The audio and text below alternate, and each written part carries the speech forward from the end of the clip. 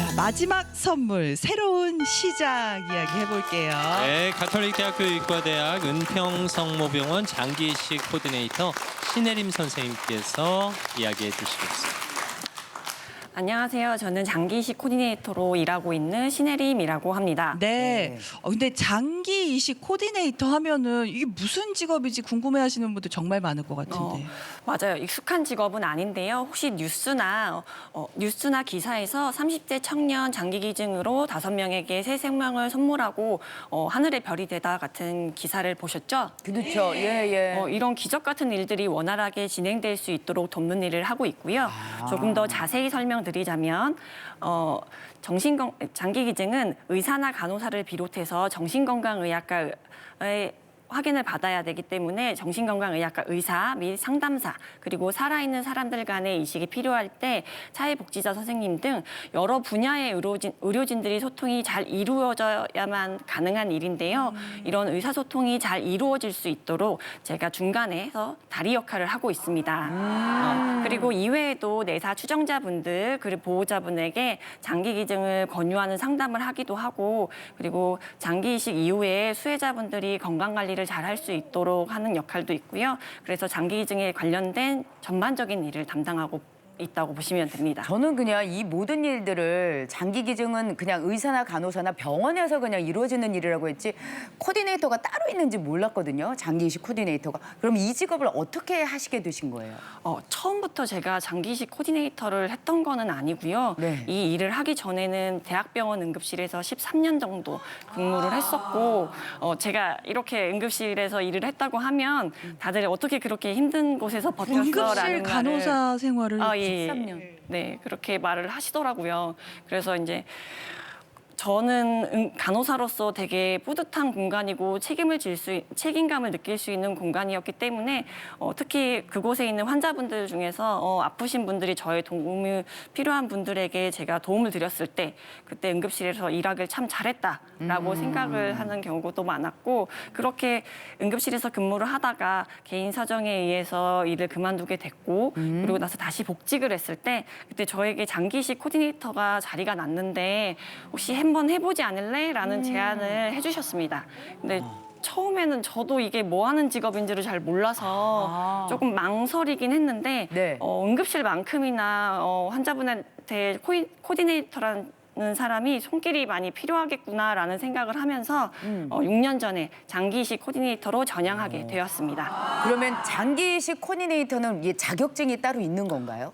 그렇지는 않고요. 자격증은 따로 필요 없고 간호사 면허증이 있다면 누구든지 다 지원 가능하고요. 그래요? 그렇지만 그 병원마다 뽑는 기준이 다르기 때문에 제가 알기로는 5년 이상의 임상 경력이 좀 필요한 것이 있고 그리고 수술실이나 그다음에 응급실, 중환자실 같은 특수부서에서 근무한 분들을 우대하기도 하는데 이런 이유는 의사분들과 소통을 좀 많이 해야 되는 부분이 있고 그리고 보호자분들한테 뭔가를 설명한다든지 그리고 응급 상황에 대처할 만한 판단력이 필요하기 때문입니다. 그렇군요. 근데 제가 뉴스에서 본 적이 있는데 요새 우리나라 장기 기증 건수가 좀 줄어들고 있다고 하던데 이게 사실인가요? 네, 맞아요. 실제로 2024년 통계를 보시면 장기 이식을 기다리는 대기자분들이 매년 증가하고 있고요. 작년 한 해 기준으로 4만 5천 명이 지금 넘는 상태이고 내사 기증자는 397명으로 늘어나는 대기자에 비해서 기증자 수는 턱없이 부족한 게 현실입니다. 아이고. 그래서 하루 평균 약 8명 정도가 이식 대기를 하다가 사망하는 경우가 많습니다. 듣기만 해도 너무 안타깝다. 대기자들이 얼마나 힘드실까요? 장기 기증의 최전선에 있는 저 같은 사람으로서는 그분들에게 아무것도 해줄 수 있는 게 없을 때 정말 큰 상실감으로 다가오고 있는데요. 제가 경험했던 환자분 한 분 중에서는 간경화 때문에 간이식이 꼭 필요한 중년의 환자분이셨고 배우자분이 그 얘기를 듣고 제가 생체 이식을 해주겠다라고 망설임 없이 얘기를 하셨는데 생체 이식은 보통 이제 자기의 살아있는 사람이 일부 간을 떼서 이식을 해주는 거고 네. 기증자 검사를 했을 때 이 배우자분이 나이가 너무 많고 체격이 좀 있으셨던 분이어서 1차 기증자 검사에서는 안타깝게도 불가하다는 판정을 받았고 이후에 조금 노력을 좀 했어요. 뭐 식이도 관리를 하시고 건강 관리를 해서 다시 한번 도전을 했으나 그때도 안타깝게 이식을 할 수 없다는 결론이 나왔고 그때 배우자분께서 펑펑 우시던 모습을 보면서 제가 너무 내일 같고 그리고 아무것도 해줄 수 없는 모습에 참 너무 죄송하더라고요. 예. 그리고 그렇게 시간이 흘러서 아내는 점점 악화되는 상황에 놓여지게 됐고 그 찰나에 이름 모를 내사자분이 기증을 해주시겠다는 이야기를 듣고 내사 이식을 받게 되었습니다.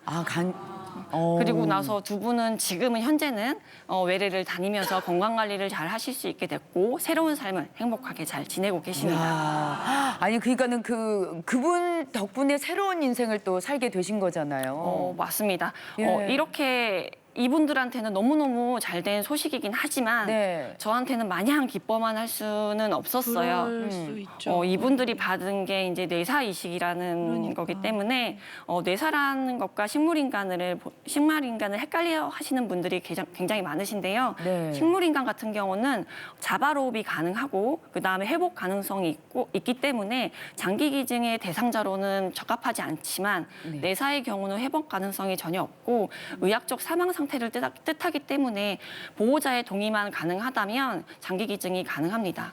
게다가 저희 나라 현행법상 우리나라 현행법상 내사라는 판정이 이루어져야만 장기 기증이 가능하고 있습니다. 그럼 뇌사 판정에도 보호자 동의가 필요한 거예요? 의사의 판단이 아니라? 네, 맞습니다. 꼭 선순위 보호자의 동의가 필요한 부분이 있습니다. 직접 뇌사 추정 보호자를 만나서 이야기를 먼저 꺼내셔야 되겠네요. 네, 맞습니다. 병원에 내사 추정자가 되시는 환자분이 발생하게 되면 저희 장기이식 코디네이터 분들이 내사가 추정되는 분의 보호자를 만나서 장기 기증을 권유하는 상담을 하게 되고 보통 이렇게 내사 추정자가 되신 분들은 갑작스러운 사고를 당했거나 아니면 질병이 급작스럽게 진행되는 경우가 많기 때문에 네. 보통 보호자분들이 굉장히 그 상태를 받아들이기 어려워요. 그렇지.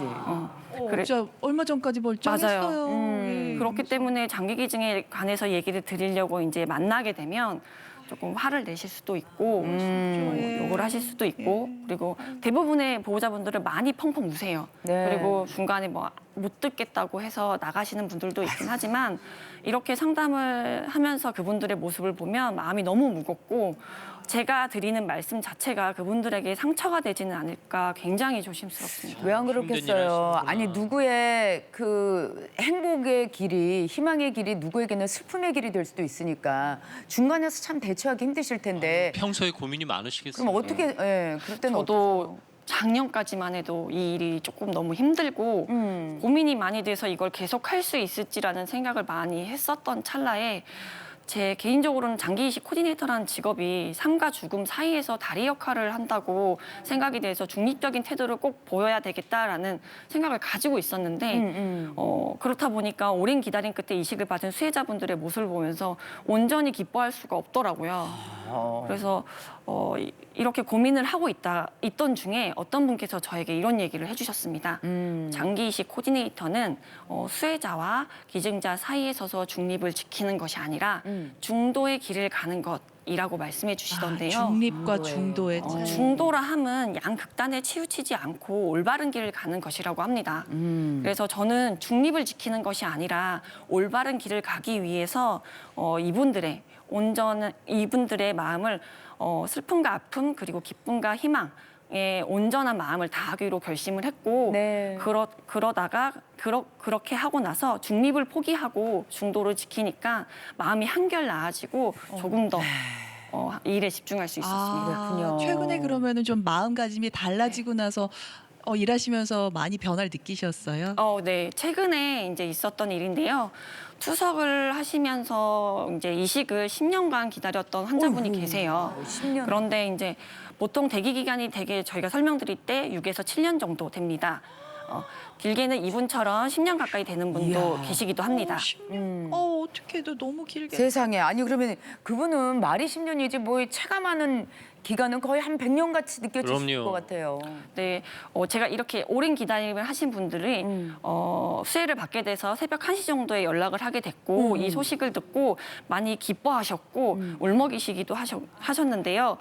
제가 지방에 살고 계셨기 때문에 저와 함께 뭐 응급실에서 몇 시에 만나기로 한 약속 시간이 있는데 너무 기쁜 나머지 일찍 도착하셔가지고 아이고. 병원 주변에서 기다렸다가 저를 만나서 기증자분을 위해 응급실에서 감사한 마음을 기도를 드리고 그다음에 그렇게 감사한 마음 전달하는 기도를 드렸던 그래요. 기억이 많이 남습니다. 그래요. 얼마나 꿈 같은 소식이었겠어요, 그분에게는. 예. 그렇지만 장기 기증은 정말 누군가에게는 새 삶을 선물해 주는 거나 다름이 없기 때문에 굉장히 소중하지만 그렇지만 장기 기증에 대한 오해와 걱정들이 너무 많아서 안타까울 때가 많이 있습니다. 맞아요. 사실 저도 그런 이야기 많이 들었는데 뭐 특히 어르신들 같은 경우에는 이거 장기 기증 하게 되면은 정말 이렇게 예우도 네. 없이 막 한다 이런 이야기들을 좀 많이 들었거든요. 예, 맞습니다. 예. 많은 분들이 그걸 염려하고 계실 텐데요. 장기 기증을 진행하는 과정에는 한국장기조직기증원에서 파견된 코디네이터 분들과 함께 진행을 하게 되고요.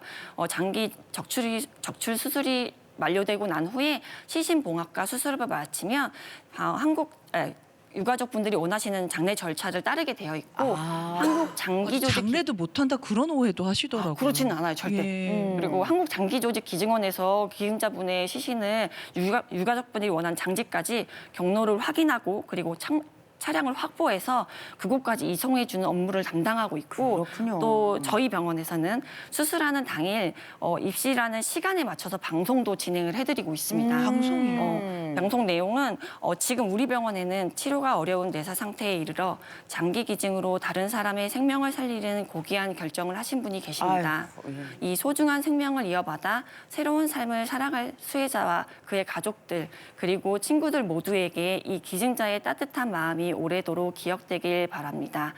기증자께서 하늘로 떠나시는 여정이 평안하시길 기도드리겠습니다.